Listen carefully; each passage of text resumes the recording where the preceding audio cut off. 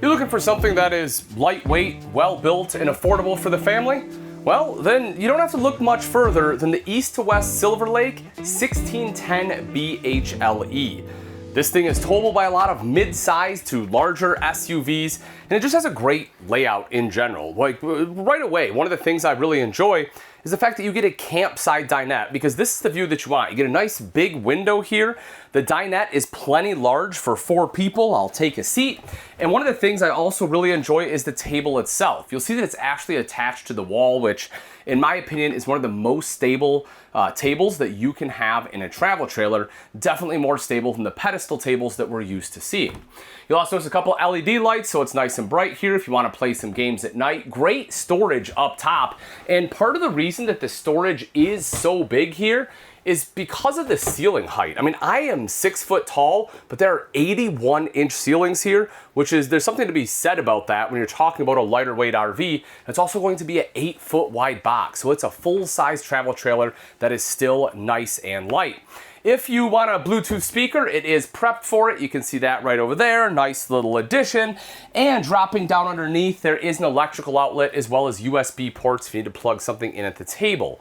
Thermostat is located here. You have a roof-mounted AC, which again, a lot of travel trailers kind of in this size, this price point, this floor plan, have wall-mounted. So I like seeing the roof-mounted one there. And also the heat ducts, which there just are no heat ducts in this one, right? Essentially, it's going to be a forced air furnace right here, which in an RV this size is going to be more than enough. We'll hit the kitchen in a second, but I kind of want to cover the bunk area first. You do get double over double bunks, meaning that they're going to be double wide, so nice and big. Again, USB ports in the bunks. You have a light up top as well as down below, emergency exit in the back, and really good storage right down underneath, which I like to see in a bunk model because far too often there's just no place to store clothes. But one of the biggest things is that this one is not just affordable, but in a great design, but it's well built. So if we take a look at this door, for example, going into the bathroom, this is one of my absolute favorite examples because you'll see a few things. One, the door itself is a full privacy door, which means that, you know, there's no gap up top, there's no gap down below. It is a full privacy door, so you don't get anything, you know, smells, sounds, everything else coming out. And on top of that, it is framed in wood. It's not framed out in plastic. This is actual wood, so it doesn't flex. It opens and closes just like it should every single time. And I don't know why every manufacturer doesn't do this, because it just makes the RV experience so much better when it comes to opening and closing doors. And then coming into the bathroom here. So the bathroom is a little tight when I sit down in the toilet, again at 6 foot tall here. You know, my legs are a little cramped, plenty of shoulder space though. You can see the countertop, I have good space there. Some storage underneath, nothing crazy, but enough for maybe some black tank chemical, a little extra toilet paper. Outlet with GFCI, and then you'll also notice this one has on-demand tankless water heater, which is fantastic because that way, you know, you don't get a 6-minute shower. You can take a 20, 40-minute shower, whatever you want to do. You'll also see the mirrored medicine cabinets right there. And if I take a step in the shower at 6 foot tall, because we have that 81-inch ceiling height, I don't have to duck down, which is fantastic. That's, again, you know, when you start talking about RVs that are under 5,000 pounds, it's not very often that that is the case.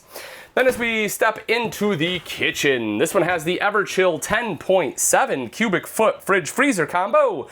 Couple of things about this. One is going to be 12 volts, so they'll run off the batteries. Also, you know, again, being 10.7 cubic foot, it's a lot bigger than what, a lot of times what we would see. And they even have a little bit of additional storage space underneath, which I think is just good utilization of space, because by raising the fridge and freezer up, it's going to be more at just kind of eye level, easier to grab things.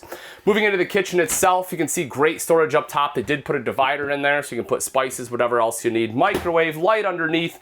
The backsplash is a window, which I personally do like because it lets a lot of light into the kitchen, which I think is definitely needed in a lot of these smaller RVs. 2-burner cooktop instead of 3. I know some in this size have a 3, but by dropping it down to a 2, it does open up some more prep space Plus they give you the sink top cover over to the side here. So again, for being a smaller RV, you actually have decent prep space compared to some. And then you have the undermount bowl, because this is going to be a thermal formed countertop, not T-mold. High-rise faucet there as well. And if we drop down underneath, you have great storage. I mean, you have 3 big storage compartments kind of all the way throughout here. Electrical outlet. We talked about the furnace and additional drawers. You have to have at least 1 drawer, in my opinion, to make it a functional kitchen. And if you want a TV, that can be mounted right up top here. And then lastly, we're going to hit the Murphy bed. So again, this is something that's a little bit more unique in this floor plan, but I think it just works. It really kind of helps open this space up and make this a usable floor plan. To make the bed, it is pretty simple. You're just going to drop the cushion down just like so on the sofa. You will pull both of these, that drops down, and then you'll see it as a folding mattress. You can drop that mattress down and you'll be good to go. There are 2 reading lights under there as well. And if you find that the mattress is a little uncomfortable, you can always put a mattress topper on it, because there will be plenty of room to store that right here in this giant wardrobe. And then you do have the hanging rod there in case you need to hang any clothes that you're bringing along with you. So let's dive a little bit into some construction. Starting off with the tires. These are going to be 2 25/75 R15s. Those are E load range tires. Coming up a little bit, we start to get into the underbelly, and that is going to be fully enclosed with radiant heat. And then moving up a little bit further is the sidewall itself, which is going to be your standard aluminum construction, where that is a 2-inch thick sidewall with R7 batt insulation all the way around. And then if we make our way all the way up to the roof on this one, this does have the Tough Flex PVC roof system, which is going to be puncture and tear resistant. It will be chemical and sun resistant, and it requires almost 0 maintenance. But of course, the question remains, can you tow it? So let's find out. This one, as equipped, has a dry weight of 4,223 pounds with a GVWR of 4,940. So you're getting about 720 pounds or so of carrying capacity on that. But again, if you can tow 5,000 pounds, you should be able to tow this Silver Lake. You'll see the 20-pound propane tank right up front here, rails for the battery, as well as the battery disconnect right there, so you can quickly and easily cut off any kind of drain from the battery. A little bit of diamond plating protecting the front, and then you have the smooth aluminum up top that I personally really like, because I think it looks a lot nicer. And it also helps, it's a little bit easier to clean, and seeing as how when you travel, that's where all the bugs are going to smash, you want it to be easier to clean. Coming around to this side, you will see that you have the pass-through baggage door, has a magnetic catch, and if we take a look inside, even though this one has a Murphy bed, you still do get the pass-through compartment. You also get a little bit of additional storage on both sides right here, which is really nice. Make our way back a little bit further, you can see the awning right there. That's a power awning with an LED light strip. You have your entry door. Next to that is the foldable grab handle, which is nice and big. You have your 2 foldable steps here as well. And then right underneath the big window that we saw is going to be a spot for TV. So if you want TV outside, you are able to have that. If you have a 4-legged friend with you, you have a place to tie them up. You also have a beer opener, or bottle opener rather. Sorry, it doesn't have to be beer. It can be soda, it can be fancy water, whatever you want it to be. I'm just speaking from my experience. But coming around to the back, you will see that you have extra storage, and that is something that most travel trailers greatly lack. I personally really like this. I know some people would rather have an outside kitchen. For me, this is it. I would like a mini fridge, but that's okay. I think this, again, especially with the kiddos, you can bring a lot of stuff with you, especially if they're young. That outside storage, it comes at a premium, and I love that they have more of it. You'll also see the propane quick connect. So if you do want to cook out here, if you have a Blackstone or something, Coleman grill, hook that bad boy up, and you can be grill master of the year.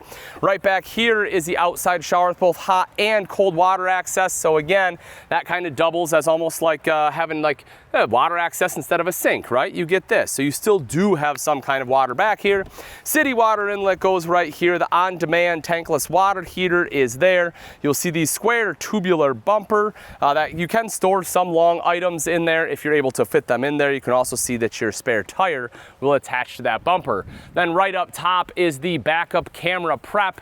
over to this side, here is going to be the Lippert on-the-go ladder prep so that you can just buy the ladder, hook it up, be able to climb up onto the roof, because underneath that PVC Tough Flex roof, this one has a 5/8 inch decking. Along with every 4 foot, they have double roof joists up there, so double rafters rather, so that way, again, it is fully walkable for any kind of maintenance or just getting up there for inspection. Black tank flush will be located right over here. Right down underneath is going to be the termination, and then as we come up front, you will see both your fresh water inlet as well as cable and satellite. Now, if you like this one, but you're looking for something possibly a little bit bigger, well, I got one for you, and it has a slide out. Stay tuned.